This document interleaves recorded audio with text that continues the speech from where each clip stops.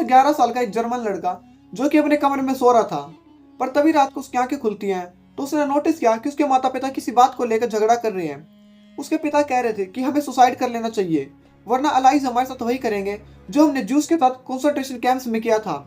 पर हेलमुट चुपचाप आकर सो गया और अगले दिन उसके पिता ने खुद को ऑफिस में गोली मारकर सुसाइड कर लिया। इस हादसे ने हेलमुट को अंदर तक इतना ज्यादा डरा दिया कि उसने अगले 9 सालों तक अपने घर पर खाने का एक निवाला भी नहीं खाया, क्योंकि उसे डर था कि कहीं उसकी माँ उसे खाने में उसके साथ जहर न दे दे। अब दोस्तों वर्ल्ड वॉर 2 के बाद वो मेंटेलिटी थी जिससे कि हर जर्मन हिटलर सपोर्टर डरा हुआ था, क्योंकि उन्हें अब उसका फल मिलने वाला था जो कि उन्होंने कंसंट्रेशन कैंप्स में जूस के साथ किया था। अब मुझे पता है कि आप में से 99% लोगों ने ये स्टोरी पहले से पढ़ रखी होगी, जो कि हमारी क्लास 9 की हिस्ट्री की बुक के चैप्टर 3 में अवेलेबल है। अब ये डर इसलिए भी ज्यादा बढ़ गया था क्योंकि इसी डर के कारण जर्मनी के चांसलर हिटलर ने भी खुद को गोली मार ली थी। अब दोस्तों आज के इस एपिसोड में हम इसी के बारे में डिटेल से जानेंगे कि कैसे एक ऑस्ट्रियन पेंटर दुनिया का सबसे खतरनाक तानाशाह बना। तो बने रहे वीडियो के अंत तक। तो दोस्तों मेरा नाम रोलिंग सर, चलिए शुरू करते हैं आज के स्पेशल एपिसोड को। The 1930s saw Germany turn from a shattered nation into a military powerhouse. It was to wage war on the nations which just 11 years earlier had left Germany a broken country, and a population bereft of pride in the wake of World War I. One man created this transformation, Adolf Hitler. How did he become the most powerful man in Germany? Who were the Nazis? And how did they reinvigorate this fractured nation? Thousands were taken in by one man's magnetism, which proved to be Germany's fatal attraction. Hitler at this stage sees himself not as the Messiah, but as the John the Baptist. It's only at his time in Landsberg prison.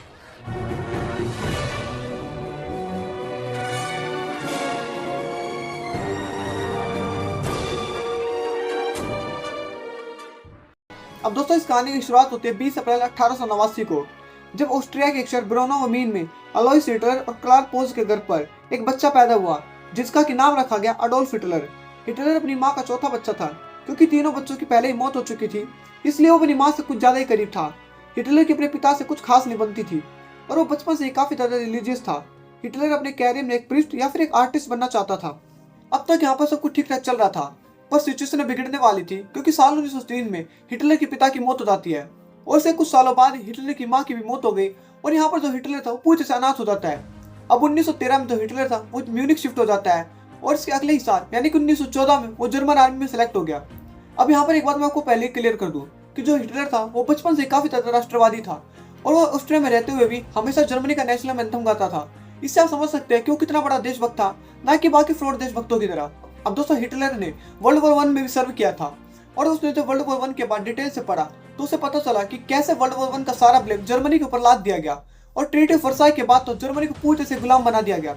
अब यहीं से उसने अपने मन में civilian leaders, communist, Marxist और Jews के लिए एक अलग नफरत पाल ली थी जो कि काफी ज्यादा खतरनाक थी और उसकी इस आग में घी डालने का काम किया जर्मन नेशनलिज्म ने। अब इसके बाद वर्ल्ड वॉर 1 की हार का दुख हिटलर को ले बैठा और उसने अपने लिए एक नई आइडियोलॉजी की शुरुआत करी जो कि थी Nazism. January 1933. Adolf Hitler has taken power in Germany. He has got there by promising to be a man of peace. He has barely even mentioned the Jews. But now he can pursue his real agenda and rid Germany of his long-standing enemies. The Jew was the enemy within, and the great Hitler, the great leader, was now pointing that out. But not all Germans are behind him. Many were upset by the ill treatment of Jews. So he must find a way of capturing their minds to turn them to his way of thinking.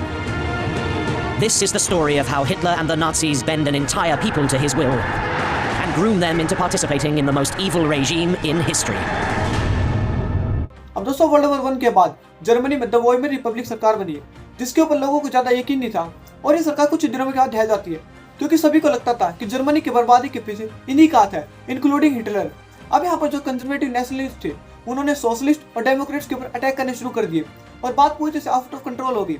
अब इसके बाद बची कुछ खसर German media ने पूरी कर दी जिनका की मानना था कि आदमी को मैस्कुलिन, हार्ड और अग्रेसिव होना जरूरी है, जबकि औरतों को केवल घर के कामों पर ध्यान देना चाहिए।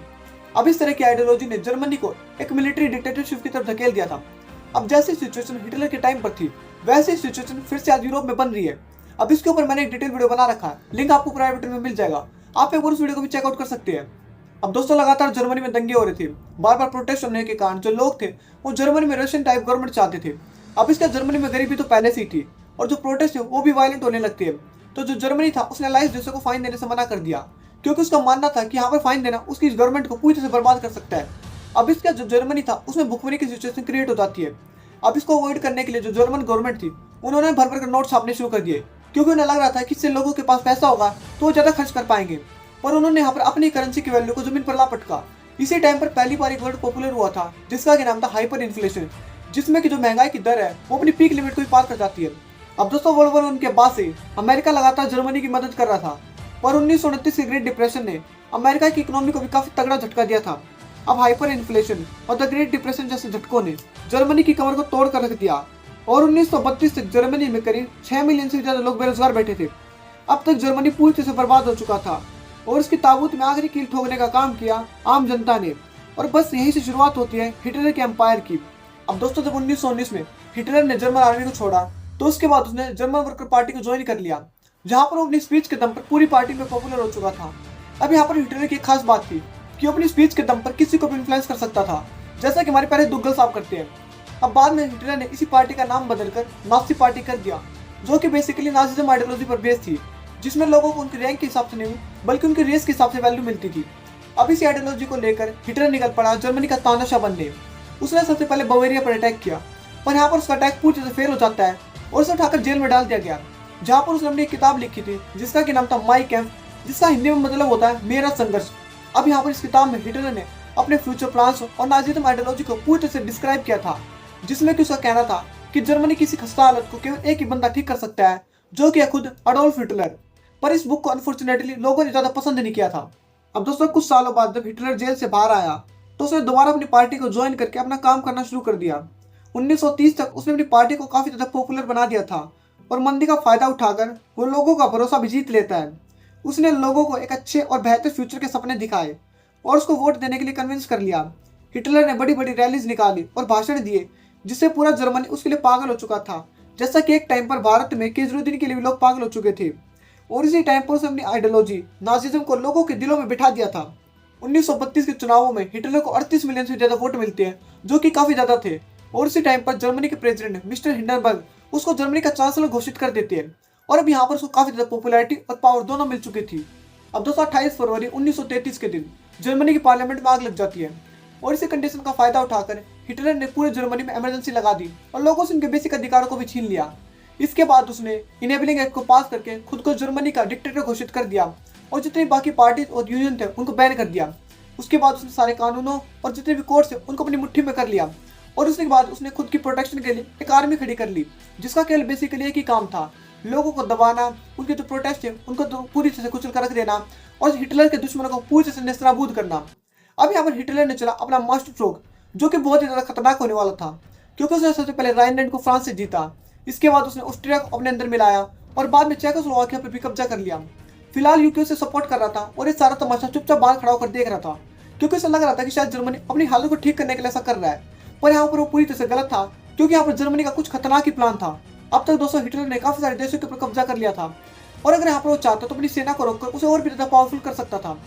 और उसके नाजिज्म आइडियोलॉजी ने उसे ऐसा करने से मना कर दिया और उसे मजबूर किया कि वो पोलैंड के ऊपर अटैक करे, जो कि शायद उसकी सबसे बड़ी गलती थी। अब दोस्तों जब 1939 में पोलैंड के ऊपर हिटलर ने अटैक किया तो यूके फ्रांस ने भी जर्मनी के ऊपर वॉर डिक्लेयर कर दी। खैर अभी भी कुछ बड़ी सुपर पावर जिसमें यूएसए, यूएसएसआर, जापान और इटली शामिल है, वो लड़ाई से बाहर खड़े थे, क्योंकि ये तीनों ही देश जर्मनी के अलाई थे। अब हिटलर ने पोलैंड में जो कुछ भी कत्लेआम मचाया था उसे सुनने का शायद आपका कलेजा फट जाए, क्योंकि यहीं पर उसने सबसे बड़ा कॉन्सेंट्रेशन कैंप ऑस्विट्ज कैंप बनवाया था, जिसमें लाखों जूस लोगों को गैस चैम्बर में मरकर मौत के घाट उतार दिया जाता था। दोस्तों 1942 तक वर्ल्ड वॉर 2 में जर्मनी का पलड़ा पूरी तरह से भारी था, पर जब हिटलर ने ऑपरेशन बारबरोसा के थ्रू यूएसएसआर पर अटैक करने का प्लान बनाया और उस पर अटैक कर भी दिया तो बनी बनाई बात बिगड़ गई, क्योंकि अब वॉर के दो फ्रंट खुल चुके थे, ईस्ट फ्रंट और वेस्ट फ्रंट, और इन दोनों फ्रंट्स पर एक साथ लड़ना जर्मनी के लिए इम्पॉसिबल था। तो जो बेसिकली जर्मन फोर्सेस थी वो पीछे हट से चली गई। अब दोस्तों अगर वर्ल्ड वॉर 2 में हिटलर सबसे पहले फ्रांस के ऊपर अटैक करके उसको इन्वेड करता, इसके बाद वो ब्रिटेन को अटैक करके उसको भी जीत लेता और सबसे एंड में अगर वो पूरी पावर के साथ यूएसएसआर पर अटैक करता तो शायद वो यूएसएसआर को हरा भी देता, पर वो अपनी एक गलती के कारण वर्ल्ड वॉर 2 हार जाता है। अब दोस्तों अमेरिका अभी तक भी वर्ल्ड वॉर 2 से बाहर था, पर जब जापान ने पर्ल हार्बर के ऊपर अमेरिका में अटैक किया तो इसके बाद अमेरिका को वर्ल्ड वॉर 2 में कूदना पड़ा और जंग का अंत होता है जापान के ऊपर एटम बम गिराने से।